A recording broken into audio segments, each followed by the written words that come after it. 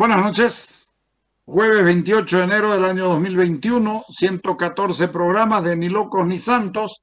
28 de enero, hoy día al comenzar la radio me decía ¿qué se recuerda hoy? Y nadie se acordó. Y sin embargo es importante. Paula, buenas noches. Buenas noches, Carlitos. Un gusto estar con usted en una fecha como hoy, que creo yo que es importante. Los cruceños tenemos que recordar fechas importantes, ¿no? ¿Qué pasó un 28 de enero? El 28 de enero del 2005 se llevó a cabo el segundo gran cabildo del siglo XXI. El primero había sido en junio del 2004. En ese cabildo donde se establecieron pues las 11 tareas, ¿no?, que se planteaba el Comité Pro Santa Cruz, y la necesidad de la recolección de firmas para exigirle al gobierno un referéndum sobre autonomías departamentales. La Constitución se había reformado en febrero del 2004 y permitía esas dos nuevas figuras, la del referéndum y la de la iniciativa legislativa ciudadana. Entonces, ese cabildo de junio del 2004 planteó la necesidad de recopilar firmas para llevar a cabo un referéndum de carácter nacional que sea vinculante en términos departamentales sobre la autonomía departamental. Pero también tiene un elemento. Ese día se le arranca al presidente la elección de prefectos. Ahí iba Carlos, porque en realidad cuando Carlos Mesa asumió como presidente de Bolivia en octubre del 2003, ¿no?, él asumió las demandas del altiplano boliviano, la necesidad de una nueva constitución, la necesidad del reconocimiento de las poblaciones indígenas, la necesidad, decía él, de la recuperación de nuestros recursos naturales y de ponerle fin al neoliberalismo. Cuando Mesa asumió el poder, él no habló de la necesidad, que sí era una demanda del Oriente, y de lo que se llamaba en ese momento la media luna de las autonomías departamentales. Por ello, la reforma a la Constitución en febrero del 2004 nos dio el camino legal para que los cruceños planteemos la recolección de firmas para llevar a cabo un referéndum de dimensión nacional. Y aquí me gustaría hacer pues una reflexión, ¿no? Siempre nos acusan de que no pensamos en términos nacionales, pero el referéndum que planteamos, lo planteamos que sea un referéndum nacional, porque podríamos haber planteado un referéndum departamental para que solo haya autonomía en Santa Cruz, en el departamento. No, se planteó recolectar 500.000 firmas para obligar al gobierno central de Carlos Mesa a llamar a un referéndum por las autonomías departamentales. Enero del 2005, entonces, hay un paro cívico de dos días, de 48 horas, por el tema del diésel. Y el presidente en ese entonces, el Comité Pro Santa Cruz, Rubén Costas Aguilera, llama a otro cabildo, a un nuevo cabildo, este segundo cabildo autonómico, y en este cabildo exigen la elección de prefectos y forman lo que se llama la Asamblea Provisional Autonómica. Mire usted, de importante y de legal. ¿Por qué? Carlos Mesa no quería llamar a un referéndum por autonomía. Los cruceños habíamos recolectado las 500.000 firmas, que en realidad son 450.000 y algo. Rubén Costas había establecido... Eran necesarias 300.000. Se pasaron con un montón. Sí, porque la cantidad de firmas era proporcional a la dimensión del referéndum, ¿no? Si era un referéndum municipal es menos cantidad de firmas, si es un referéndum departamental, o sea, es proporcional al cambio, digamos, al territorio de ese cambio, ¿no? ¿Se acuerda lo majestuoso que fue verlos llegar en esos camiones blindados, los libros, ¿ah? Porque también lo simbólico, Paula, lo simbólico juega mucho. Y la firma... Sí. No, por eso digo es importante este cabildo del 28 de enero, porque ese cabildo conforma la Asamblea Provisional Autonómica. ¿Quiénes conformaban esa Asamblea Provisional Autonómica? Conformaban todos los electos, ¿no? Los diputados electos, los senadores electos, los representantes de los municipios, porque habían sido electos, ¿no? Incluso también se tomó en cuenta a las poblaciones indígenas, ¿no? Porque Santa Cruz ya planteaba la necesidad de incorporar a las poblaciones indígenas. Entonces, Esa Asamblea Provisional Autonómica tenía como objetivo ya plantearse la transformación a la Constitución y la implementación del referéndum o del estatuto autonómico, quiero decir. Y planteó la llevada de las firmas recolectadas y de esos libros que usted dice a La Paz para demostrar que se habían recolectado las firmas. Por eso es importante. Carlos Mesa decreta la elección de prefectos, ¿no? Todavía con el nombre de prefectos, ¿no? Perdón, con una salvedad. Era elección de propuesta de prefectos que tendría el presidente que decir quién iba a ser. Es decir, no se elegía directamente, sino que se entregaba una terna al presidente y ya el presidente, claro, iba a elegir al primero, pero todavía la floreaban, ¿no? O sea, eso después es un rechazo a la democracia, porque la democracia es justamente elegir al más votado, digamos, claro, ¿no? Eso es lo democrático. Si queremos escuchar al pueblo, pues el pueblo vota. Entonces, en febrero de ese 2005, Santa Cruz llevó la firma, se presentaron las firmas. Sin embargo, hasta la renuncia de Carlos Mesa, él no llamó a ese referéndum por las autonomías departamentales que se planteaban, ¿no? Tampoco lo va a hacer Rodríguez Belcé, porque él fue claro que su gobierno iba a ser simplemente para llamar elecciones, y el 18 de diciembre del 2005 se eligió por primera vez en la historia de este país, Carlos, después de 180 años de historia republicana, se eligieron a los prefectos, ¿no? Incluso los departamentos que estaban en contra de la autonomía eligieron a sus prefectos. Y bueno, pues junto con Evo Morales, ese 18 de diciembre se eligieron a 9 prefectos, 6 de los cuales pues eran opositores al gobierno de Morales, ¿no? Hay un elemento que quisiera no dejar pasar. La Asamblea Preautonómica, que se llamó... Provisional Autonómica, así se llamaba. Asamblea Provisional Autonómica. La Asamblea Provisional Autonómica tenía una característica tremendamente democrática y nada de imponer nada. Eran los que habían sido elegidos antes de ella y sin embargo se la hizo funcionar y había gente de todos los partidos. O sea, no hay esto de el cruceño quiere hacer lo que le dé la gana y el discurso cruceño impone lo que le da la gana. ¿No es cierto?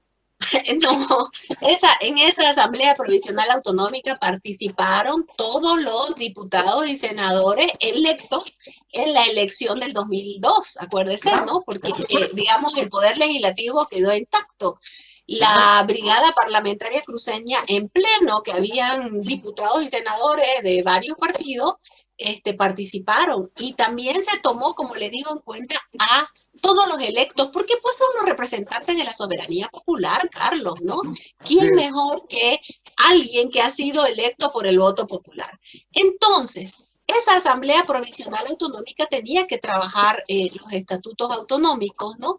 Y cuando hubo el cambio de gobierno, el cambio de legislatura con las elecciones del 18 de diciembre, la Asamblea Provisional Autonómica siguió trabajando con los nuevos diputados y senadores electos, ¿no? Entonces, esto es importante. El Estatuto de Santa Cruz no se escribió entre 4 paredes, no lo escribieron 4 intelectuales, ni se escribió en el Ministerio de Autonomías.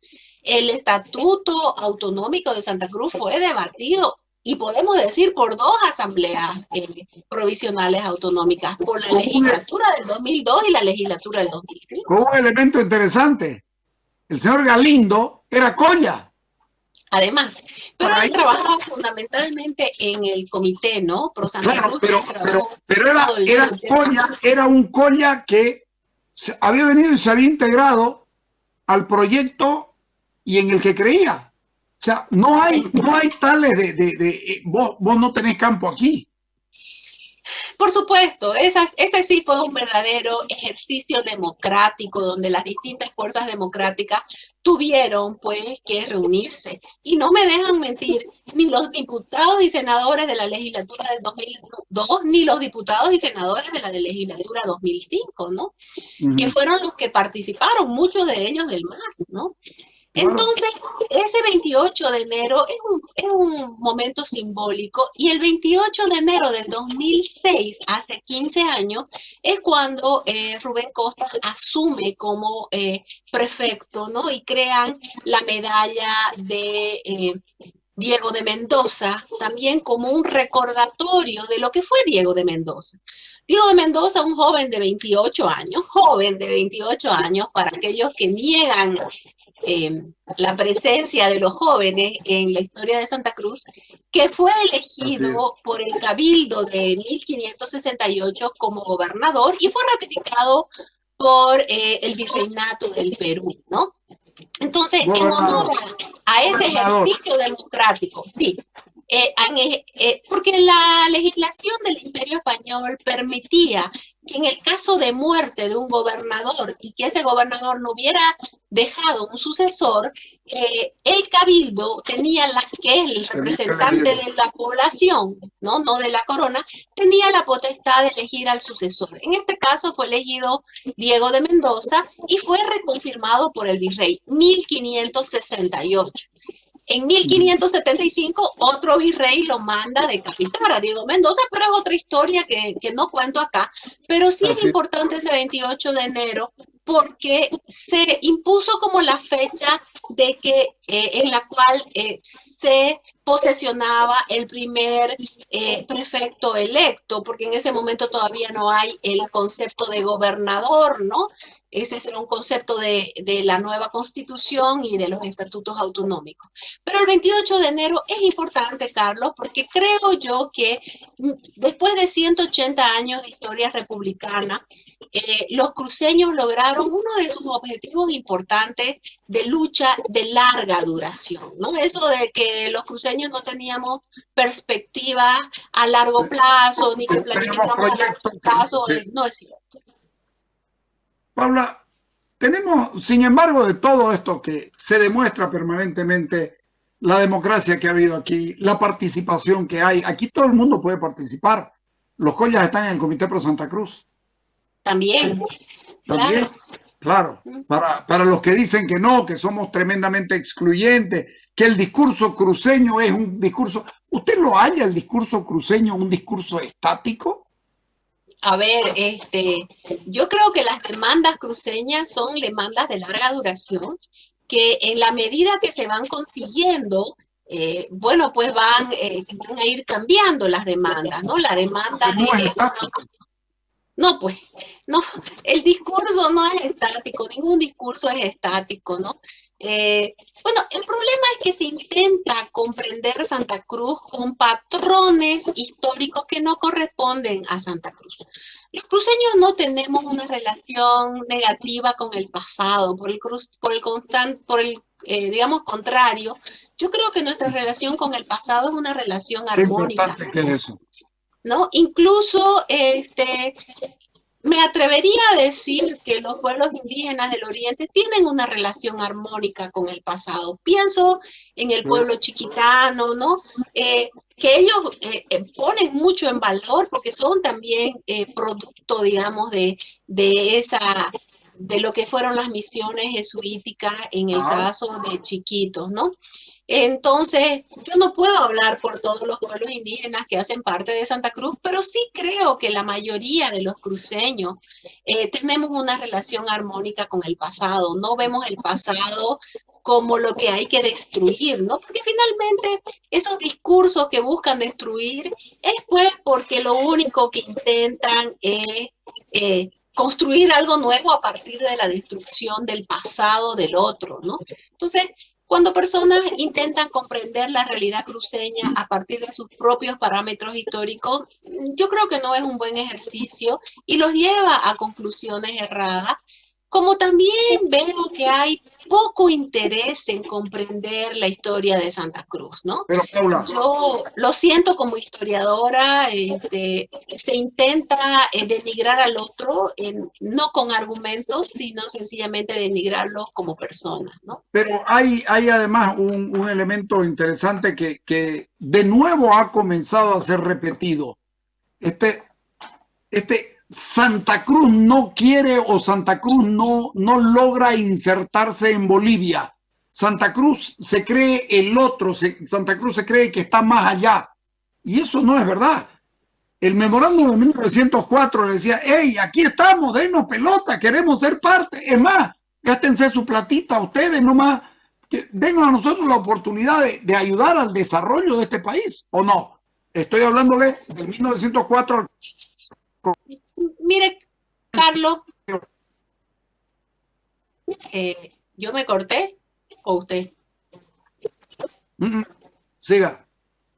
Bueno, yo creo que en realidad el 6 de agosto de 1825 Santa Cruz se unió a una nueva república, la República de Bolivia. Santa Cruz existe antes de la fundación de este país. La gobernación de Santa Cruz de la Sierra, creada en 1560 con el nombre de Gobernación de Mojos, pero de ahí rápidamente cambia a Santa Cruz de la Sierra, es una gobernación, es una unidad política administrativa del Imperio Español.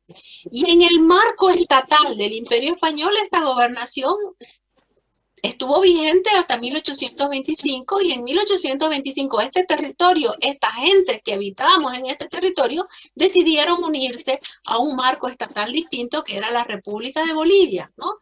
Y creo que eso es importante. Santa Cruz es anterior a cualquier otra república que se pudo haber fundado, ¿no? O sea, lo que quiero decir, hasta 1825 existía Santa Cruz, existíamos los cruceños, existíamos una gente que teníamos algunos proyectos, ¿no?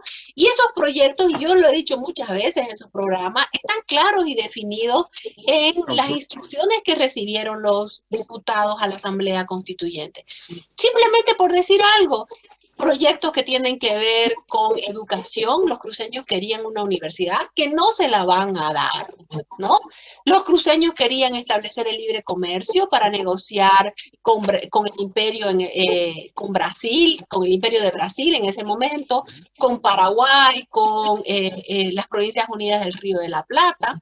Los cruceños querían abrir los caminos para vincularse con el mundo o con ese mundo al menos cercanos a ellos.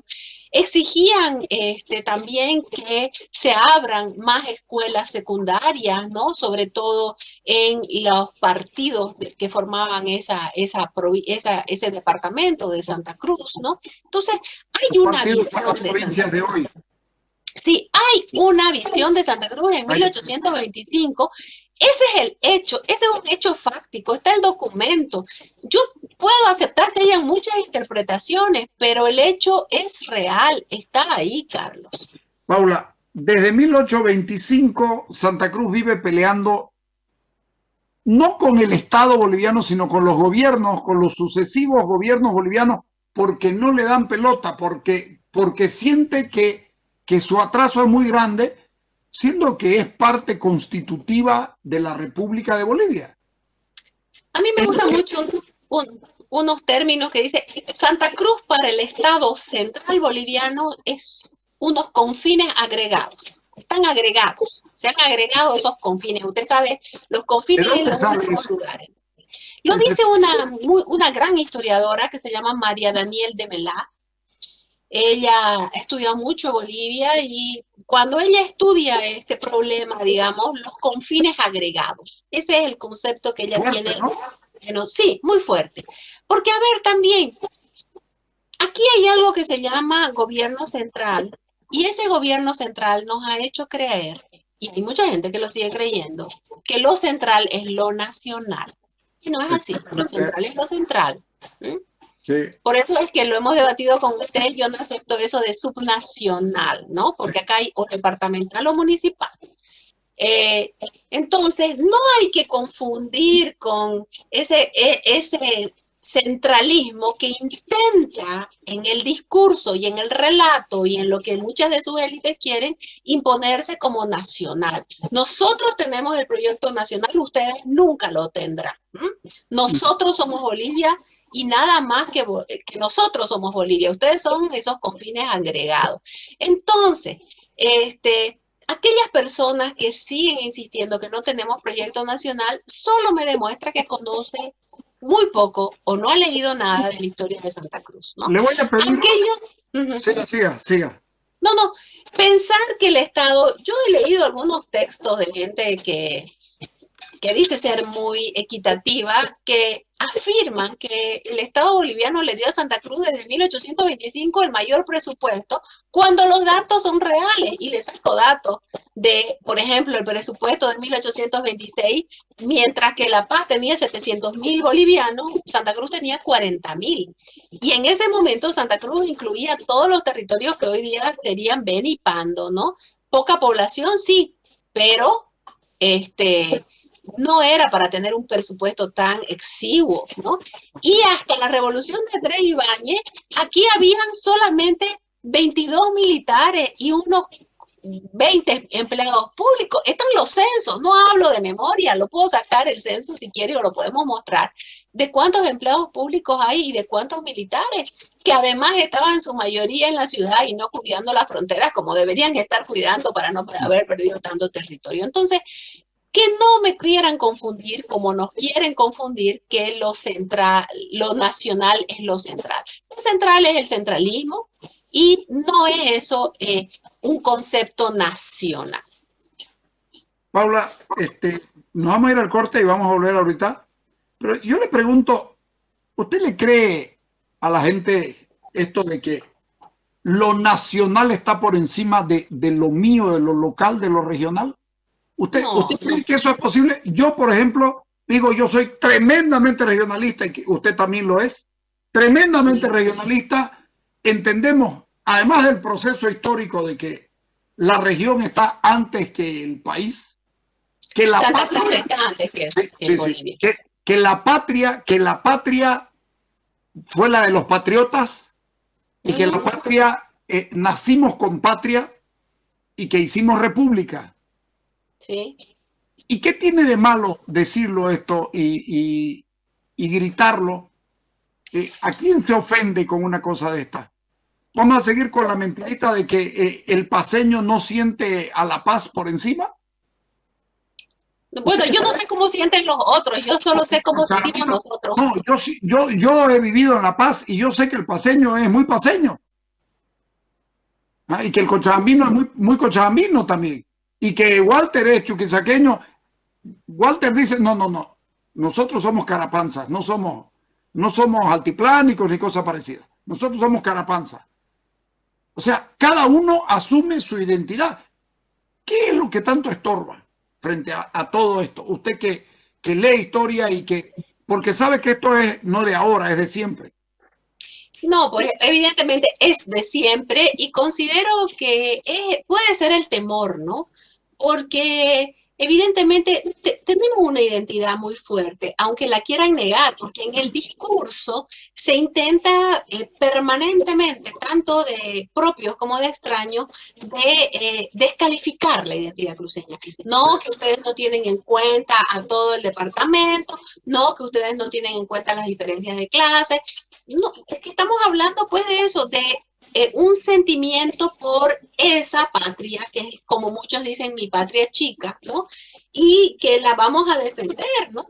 No se me ocurre a mí ese paro cívico del año pasado, del anteaño, perdón, del 2019, de 21 días que se inició aquí, sin un fuerte sentimiento de pertenencia a Santa Cruz. Porque se inició aquí, le guste a quien le guste, que de aquí se expandió a Bolivia, es también cierto, pero se inició aquí, y se inició aquí porque hay una cultura del paro cívico, porque habemos una gente que sí creemos en esa forma de hacer política, ¿no?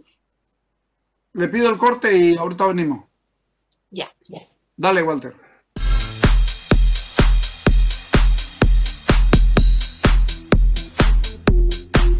El aire.